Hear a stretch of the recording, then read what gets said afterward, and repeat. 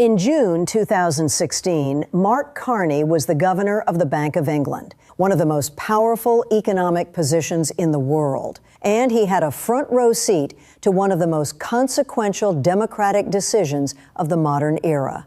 Britain voted for Brexit. The campaign that won promised it was a free option, a chance to send a message, a way to strengthen Britain's hand in future negotiations with Europe. Vote leave and Britain would get a better deal. The single market access, the trade relationships, the economic arrangements, all of it would be renegotiated on better terms once the leverage of the leave vote was established.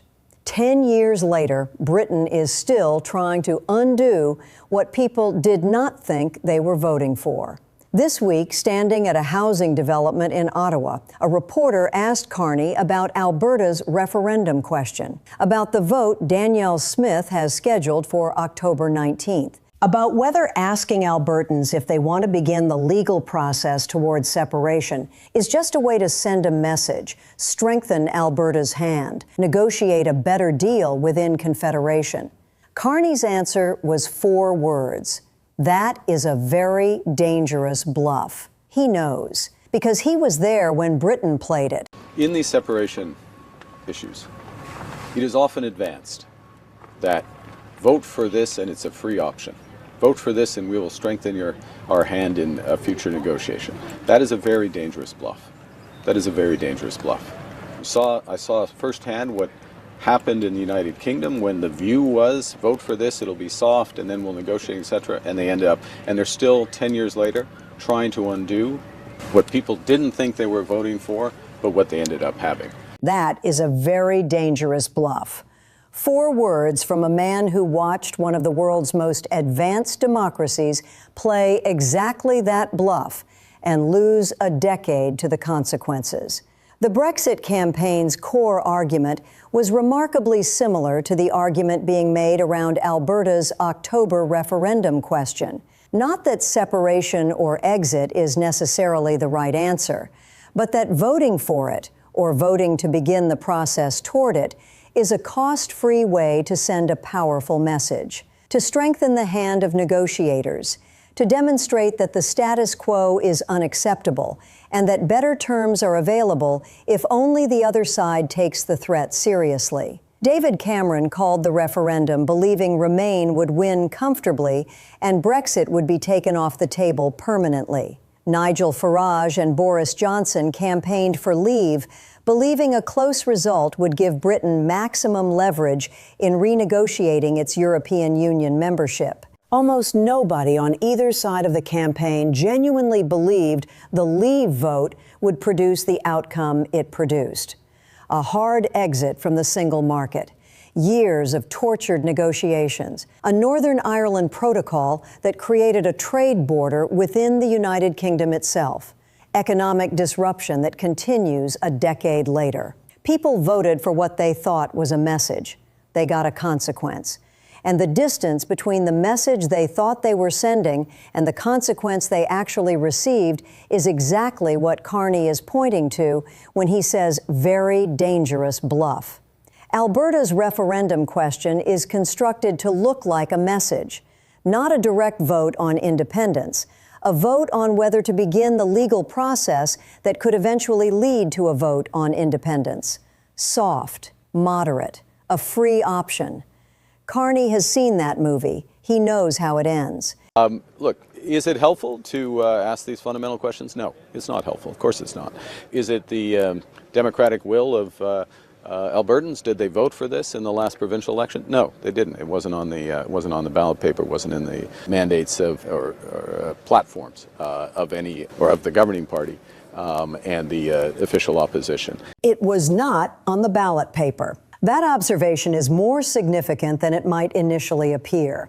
Democratic mandates matter. When a government does something it explicitly promised to do in an election campaign, it has a clear mandate from the people who voted for it.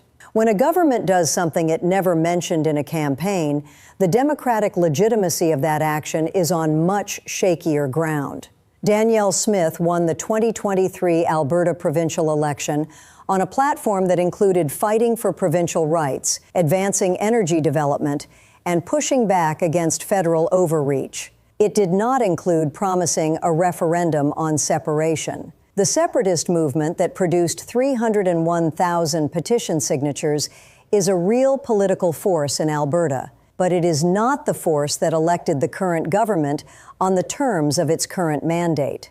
This matters for the referendum itself. Because the bluff argument depends on Albertans understanding what they are voting for, and the question Smith has constructed, should the government of Alberta commence the legal process required under the Canadian Constitution to hold a binding provincial referendum on whether Alberta should separate, is carefully designed to obscure the consequence of a yes vote. A yes vote does not vote for separation. It votes to begin a process that involves federal parliament judging the clarity of the question, Indigenous consultation requirements that are constitutionally non-negotiable, negotiations that could take years, a second referendum at the end of all of it. In 2016, British voters were told they were voting for control, for a better deal, for a stronger negotiating position. They were not told they were voting for a decade of political and economic disruption. The gap between what people thought they were voting for and what they were actually voting for is the dangerous part of the bluff.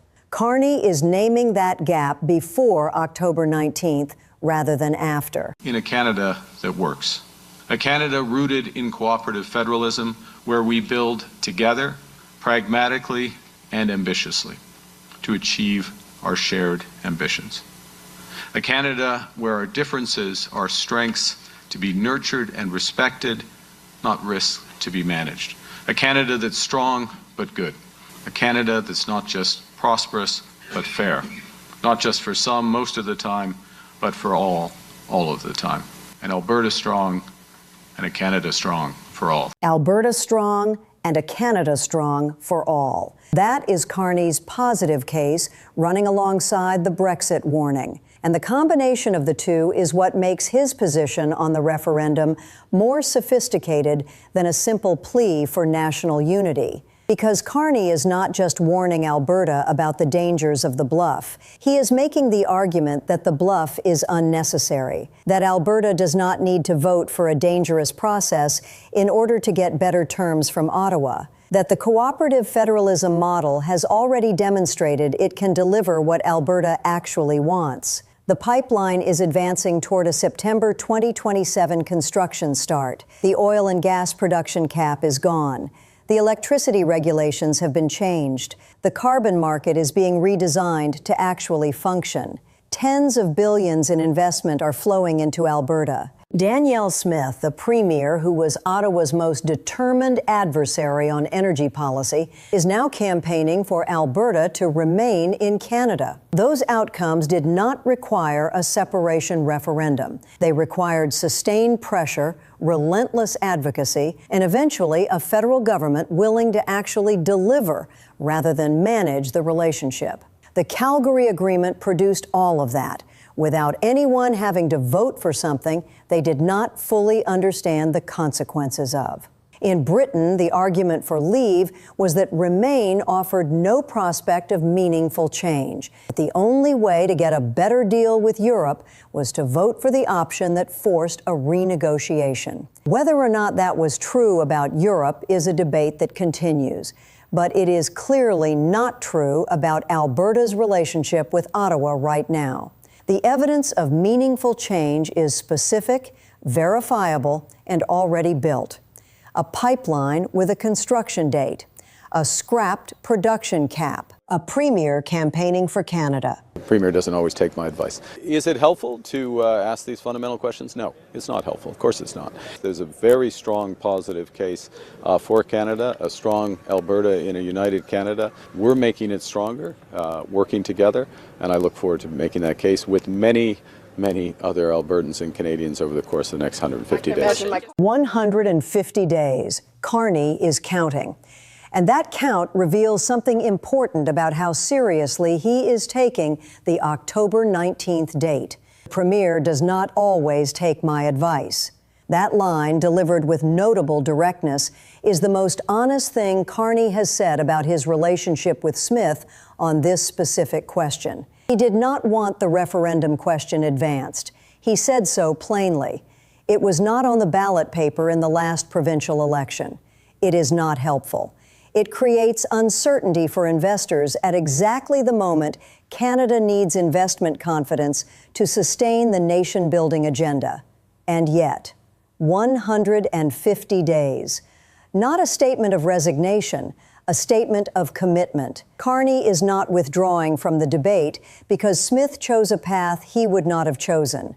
He is engaging, making the case, counting the days until Albertans decide. And the case he is making is not primarily the Brexit warning. The warning is the negative argument. The positive argument is the record. The specific, verifiable, dateable record of what cooperative federalism has already delivered. The pipeline that was impossible and is now advancing. The production cap that was going to devastate Alberta's energy sector and is now gone. The carbon market that was delivering a $20 effective price and is now being redesigned to deliver $130 by 2040. In Britain, the positive case for Remain was made primarily in economic terms. Project Fear, its critics called it. Warnings about economic damage that many voters discounted as establishment scaremongering. The positive emotional case for what Britain gained from European membership was made too late and too weakly. Carney is making both arguments simultaneously. The Brexit warning is the negative case stated clearly and early. The Calgary Agreement is the positive case demonstrated in concrete deliverables rather than projections. 150 days. He intends to make both cases every day of them. Canada is the greatest country in the world, but it can be better, and we're working on making it better. We're working with Alberta on making it better. Alberta being at the center of that is essential. Alberta being at the center of that is essential. That is the positive case in one sentence, and it stands in direct contrast to everything the Brexit experience produced for Britain. Brexit removed Britain from the center of a major economic and political bloc. It made Britain less essential to its most important neighbors rather than more. The stronger negotiating hand the Leave campaign promised turned out to be a weaker one in practice, because walking away from integration does not produce leverage. It produces dependency on the goodwill of the partners you walked away from. Carney watched all of that unfold from one of the best vantage points in the world. As governor of the Bank of England, he was responsible for managing the economic consequences of a political decision that produced outcomes almost nobody on either side of the campaign had fully anticipated. That experience is why 4 words came so quickly and so clearly when the reporter asked about Alberta's referendum question. That is a very dangerous bluff. Not because separation is impossible, not because Alberta's grievances are illegitimate, but because the bluff argument, vote for this and we will strengthen our hand, is specifically and demonstrably dangerous. Britain played it, and 10 years later, it is still trying to undo what people did not think they were voting for. 150 days.